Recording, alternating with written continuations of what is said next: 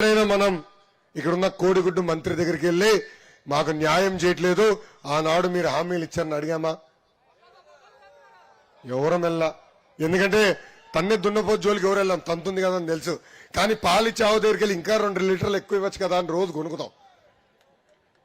తన్నే దున్నపోతు వైకాపా ప్రభుత్వం, పాలిచ్చే ఆవు తెలుగుదేశం ప్రభుత్వం. అన్న ఒకసారి అది బాక్స్ ఇస్తారా? ఇక్కడున్న మీ శాసనసభ్యుడు నేను గిఫ్ట్ తీసుకొచ్చేది. ఆంధ్ర రాష్ట్ర పరువు తీసుకున్నందుకు ఆయనకు ఒక కోడిగుడ్డు ఇస్తున్నా. అంతర్జాతీయ స్థాయిలో ఆంధ్ర రాష్ట్ర పరువు తీసినందుకు మంత్రి గారికి నేను కోడిగుడ్డు అవార్డు ఇస్తున్నా. బాగుందా తల్లి అవార్డు? కరెక్టే కదా? ఇక్కడ ఉందా కోడిగుడ్డు అమ్మకి? పర్ఫెక్ట్ కదా ఇది? అన్నగారికి ఇస్తున్నా, డెలివరీ చేయమని నేను కోరుతున్నా. జాగ్రత్త అన్న. ఏమా ఈ కోడిగుడ్డు మంత్రి ఏకంగా పరిశ్రమల శాఖ మంత్రి ఆడుతుంది. అదృష్టవంతుడు, చిన్న వయసులో పరిశ్రమల శాఖ మంత్రి.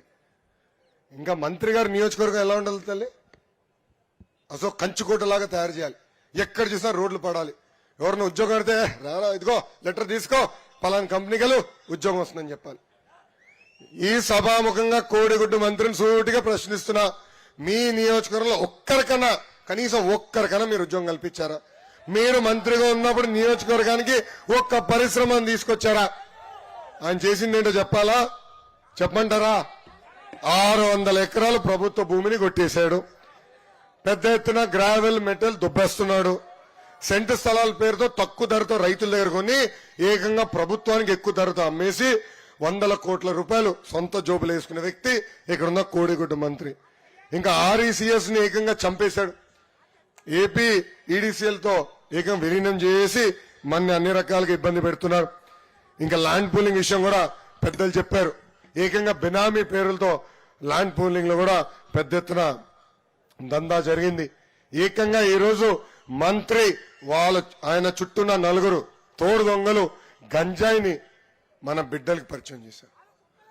గంజాయికి మన బిడ్డల్ని బానిసలుగా చేశారు.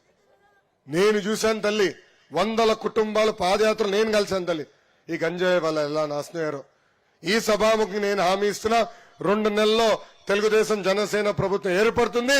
ఈ గంజాయి సరఫరా చేసిన ప్రతి యాదవని నేను వదిలిపెట్టను. ఈ సభాముఖంగా ప్రజలను కూడా నేను కోరుతున్నా, తెలుగుదేశం జనసేన బలపరిచిన అభ్యర్థిని ఇక్కడ గెలిపించండి. తప్పనిసరిగా తుమ్మపాలెం షుగర్ ఫ్యాక్టరీ ఏదైతే మూసేశారో దానివల్ల రైతులు చాలా నష్టపోతున్నారో వాళ్ళకి న్యాయం చేసే బాధ్యత మేము తీసుకుంటాం.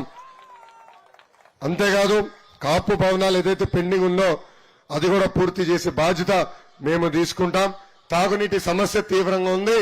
ప్రతి ఇంటికి ఉచితంగా నీటి కుళాయి ద్వారా సురక్షితమైన తాగునీరు అందించే బాధ్యత మేము తీసుకుంటామని ఈ సభాముఖంగా ప్రజలకు చెప్తున్నాం. ఇంకా కసిమకోట రైతులు సాగునీరు లేక అనేక ఇబ్బందులు ఎదుర్కొంటున్నారు. వాళ్ళకి సాగునీరు అందించే బాధ్యత కూడా మేము తీసుకుంటాం. నల్ల బెల్లం రైతులంటే ఈ ప్రభుత్వానికి చిన్న చూపు. దానికి కారణం ఒకటే, ఈయన కల్తీ మధ్య అమ్మేదానికి ప్రయత్నిస్తున్నాడు. అందుకే నల్ల బెల్లం రైతులు అనేక ఇబ్బందులు గురవుతున్నారు. ఏకంగా నల్ల బెల్లం రైతులు ఆత్మహత్య చేసుకునే పరిస్థితి నేను చూశాను నా పాదయాత్రలో. అందుకే ఈ సభాముఖంగా నేను హామీ ఇస్తున్నా, నల్ల బెల్లం రైతుల్ని గతంలో ఎట్లయితే ఆదుకున్నామో అదే విధంగా ఆదుకునే బాధ్యత మేము తీసుకుంటాం. రోడ్లు ఎంత దరిద్రంగా ఉన్నా నాకు తెలుసు తల్లి. నేను ఇక్కడ పాదయాత్ర చేశా నా కాలు కూడా నొప్పి వచ్చింది తల్లి. నాకు ఎప్పుడు రాలా, కానీ మన రోడ్లో నడిచిన నొప్పి కూడా వచ్చింది. ఆ రోజు నేను నడిచినప్పుడు గ్రామస్తులు కూడా బయటకు వచ్చి నాకు సంక్షేమ కార్యక్రమాలు మాకొద్దు, కనీసం ఆ రోడ్ వేయండి చాలని చెప్పారు. వాళ్ళకి ఆనాడే హామీ ఇచ్చా, మీ సంక్షేమ కార్యక్రమాలు జోలికి మేము రాం, కానీ యుద్ధ ప్రాతిపదికంగా అద్భుతమైన రోడ్లు వేసే బాధ్యత మేము తీసుకుంటామని ఈ సభాముఖంగా నేను హామీ ఇస్తున్నా. అదేవిధంగా ఈ డీఫామ్ పట్టా సమస్య పరిష్కరించే బాధ్యత మాది. ఎన్టీఆర్ హాస్పిటల్లో మెరుగైన వసతులు కల్పించే బాధ్యత కూడా మేము తీసుకుంటాం. మన నియోజకవర్గంలో డిగ్రీ కళాశాల కూడా ఏర్పాటు చేసే బాధ్యత మేము తీసుకుంటామని ఈ సభాముఖంగా నేను హామీ ఇస్తున్నా. వారు ఎంతగానో ఇష్టపడేటువంటి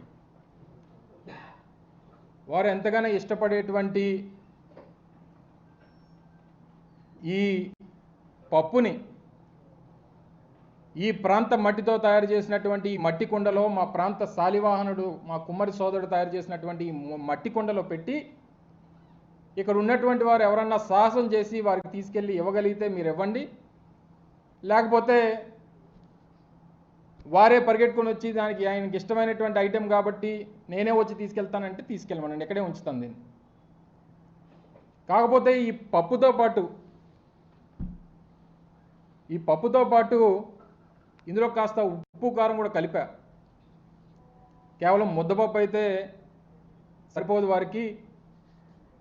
కాస్త ఉత్తరాంధ్ర ప్రాంతం అనేక సందర్భాల్లో ఆ పార్టీకి తెలుగుదేశం పార్టీ అధికారంలోకి రావడానికి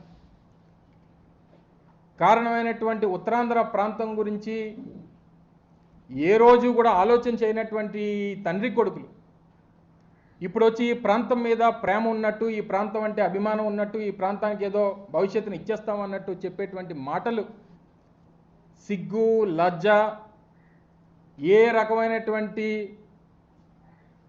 విశ్వాసం ఈ ప్రాంతం మీద లేనటువంటి ఈ అబ్బా కొడుకులు ఇద్దరికి ఈ ప్రాంతంలో ఉప్పు కారం కలిపినటువంటి దీంతో కలిపి పెడితే కాస్తంత ఉద్దేశంతో వారు ఎంతగానో ఇష్టపడేటువంటి